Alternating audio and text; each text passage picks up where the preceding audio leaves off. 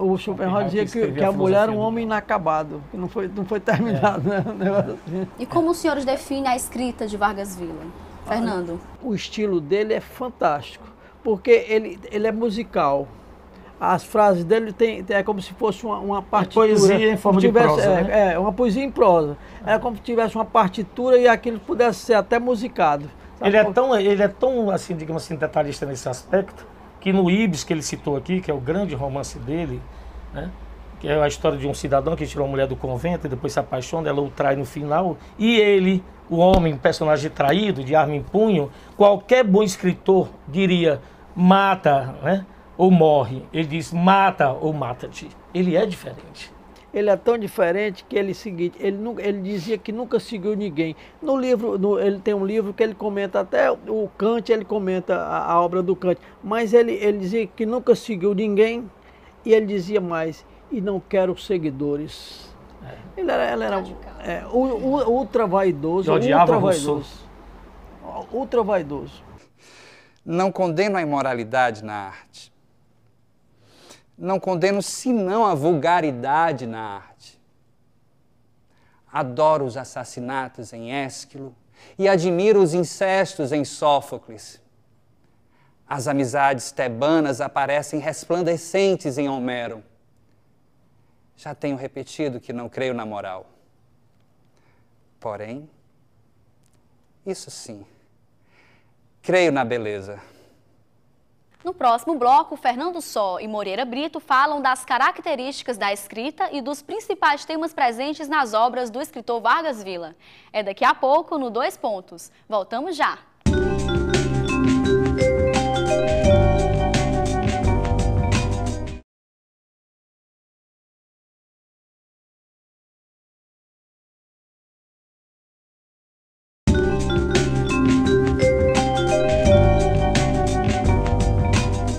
O 2 Pontos de hoje foi até a casa do escritor Fernando Só para conversar sobre vida e obra do pensador colombiano Vargas Villa, com a presença também do radialista Moreira Brito. Nesse último bloco, eles falam sobre as principais obras do pensador colombiano. Porque o destino me deu a mais nobre e a mais santa das mães, e me deu a menor e a pior das pátrias. Tumba de judeus incircuncisos e de clérigos bastardos. Quando me vejo obrigado a declarar minha nacionalidade, sinto nojo até a raiz dos cabelos. Fernando e Moreira, quais foram os livros de Vargas Villa que mais se destacaram? O Ibis, né, foi o livro, o carro-chefe, mas para divulgar as ideias do Vargas Villa, porque ele é um livro fácil de ler e com muitas mensagens filosóficas e com um estilo fantástico, com dados históricos. Ele é mitologia, ele entra em tudo. Ele é uma cultura fantástica, é fora de série. Agora, a gente fala assim, Vargas Villa, ele fala nos romances, só que os romances dele não são tantos. Os romances dele, ele escreveu o romance e ele mesmo afirmou para facilitar a compreensão da filosofia dele. Através dos romances, ele colocava a filosofia dele, entendeu? Mas ele tem livros só de pensamentos, só em português, por exemplo, tem A Voz das Horas, que é só de pensamentos, do Rosal Pensante, que é só de pensamentos, e tem um outro que agora não me recordo. E em espanhol tem uns 4 ou 5 livros, só pensamentos. Tá entendendo? Porque ele na realidade, ele era um filósofo. Era um filósofo. Aliás, a despeito disso, eu até me lembrei de um fato interessante. Você, para dizer o que é melhor e o que é pior, em que linha, e o que abrange, qual o conteúdo, fica muito difícil. Certa vez perguntaram a um teólogo o que era a Bíblia. Ele disse, é mais fácil me perguntar o que não é a Bíblia. Então, é muito mais fácil perguntar em que é que o Vargas Villa não incursionou. Porque de tudo ele... Bom, mas não só o livro de Vargas Villa, mas eu gostaria de chamar a atenção das pessoas que estão a escutar-nos, né? Que nós, ou seja, eu, Fernando Só, nós editamos um livro com 1000 páginas, né? Falando necessariamente sobre pensamentos do Vargas Villa no número de 6.009 pensamentos. Um livro que tem muito conteúdo e as pessoas que se interessaram, depois você pode passar o número, né? O Fernando está aqui a postos e de braços abertos, né? Para quem quiser, digamos assim, enveredar nesse caminho de descobrir o Vargas Villa, né? Vai ter a princípio... É um resumo, uma síntese de tudo que nós lemos, né? Fernando, e sobre o Minotauro, o que O você tem a falar? Minotauro é um livro importantíssimo na vida do Vargas Villa, porque quando ele escreveu o Minotauro, ele estava numa dificuldade financeira na Europa.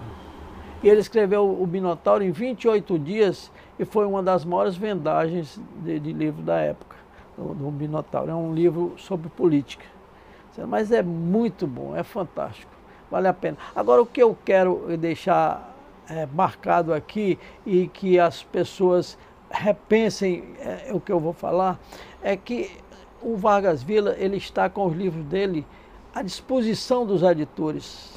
Porque já tornou-se domínio público. Né? Domínio público. A pessoa não vai pagar direitos autorais.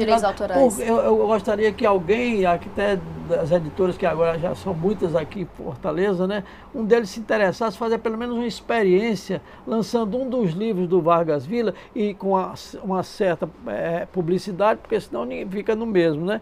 Mas que com certeza vai ser uma coisa fantástica, impactante para o mundo intelectual, inclusive, e cultural, sobretudo. Tá, até agora, o que o Brasil já publicou de livros de Vargas Villa?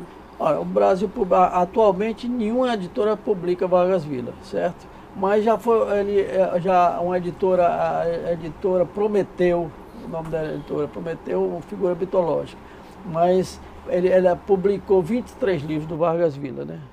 Dentre eles o Ibis também, o Minotauro também, A Voz das Horas, que eu falei, que é de coisa, e outros também, mais romances, alguns dos 23, talvez uns 18 ou 18 romances, né? Com a filosofia dele, né? Agora, o mais importante da obra dele mesmo deve estar em espanhol, né? Porque foi o foco dele, né? Agora, os países, uma coisa que eu também queria falar, os países, ele visitou muitos países da Europa. Esteve na Inglaterra, morou na França, morou na Itália, e ele revelou que a Itália era a pátria intelectual dele, certo? Mas ele também diz, o gênio não tem pátria, a pátria do gênio é a imortalidade. Ele fala isso também. Ele diz pátria intelectual, mas ele na realidade, ele era mesmo um cidadão do mundo e falavam que ele era anarquista, ele mesmo se achava anarquista, mas eu acho que ele era mais do que anarquista. Ele era o anarquista radical, que seria o nihilista. Em muitos momentos ele é mais nihilista do que anarquista. Muito embora aqui em Fortaleza, no começo do século passado, existia uma revista anarquista chamada Os Párias, que era Moisés Rolim, o Batuba de Miranda, aquele de Jaci de Menezes, o Jada de Carvalho, faziam parte dessa revista anarquista. E o lema da revista é muito parecido com o que o Vargas Villa fez. E aí é que eu digo que a revista era anarquista, mas o lema era nihilista. Ele dizia, em todos os números, eu tinha 3 ou 4 números que meu pai guardou.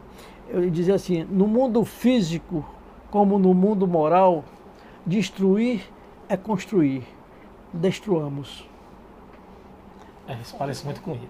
Aliás, ele disse certa vez que o inimigo só está definitivamente derrotado quando está debaixo de 7 palmos de terra. Ele tinha umas colocações assim muito fortes e às vezes tinha um recuo maior ainda. É muito interessante, fica até difícil você tipificar, né, conseguir, digamos assim, qualificar o Vargas Villa por um todo. Ele é muito abrangente.